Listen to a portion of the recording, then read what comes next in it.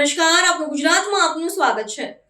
થરાદ પોલીસે હાઈવે ઉપર દોડતી કાળી ફિલ્મ અને નંબર પ્લેટ વગરની ગાડીઓ પર કરી સખત કાર્યવાહી। વાહન ચાલકો સામે પોલીસની લાલાંક, નિયમ ઉલ્લંઘન કરનાર સામે સ્થળ ઉપર કડક કાર્યવાહી।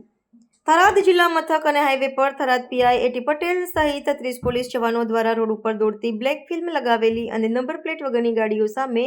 મોટું ડ્રાઈવ યોજાયું હતું, જેમાં 100 ગાડીઓમાંથી બ્લેક ફિલ્મ ઉતારી અને 15,000 રૂપિયાનો દંડ ફટકાર્યો હતો। થરાદ પીઆઈએ વાહન ચાલકોને ચેતવણી આપી કે બ્લેક ફિલ્મ અથવા નંબર પ્લેટ વગરની ગાડી ચાલકો સામે કાયદેસરની કાર્યવાહી કરવામાં આવશે અને આ પ્રકારની કોઈપણ ગાડી છોડવામાં નહીં આવે। આવનારા સમયમાં આવી જ રીતે બજાર હાઈવે રોડ ઉપર ઝુંબેશ ચાલતી રહેશે। નવનિર્મિત જે વાવ થરાદ જિલ્લો છે એના પોલીસ અધિકારી સાહેબ શ્રી ચિંતન તેરૈયા સાહેબે આજ રોજ તમામ અધિકારીઓને વિડીયો કોન્ફરન્સની મીટિંગ લેવામાં આવેલી, જે અનુસંધાને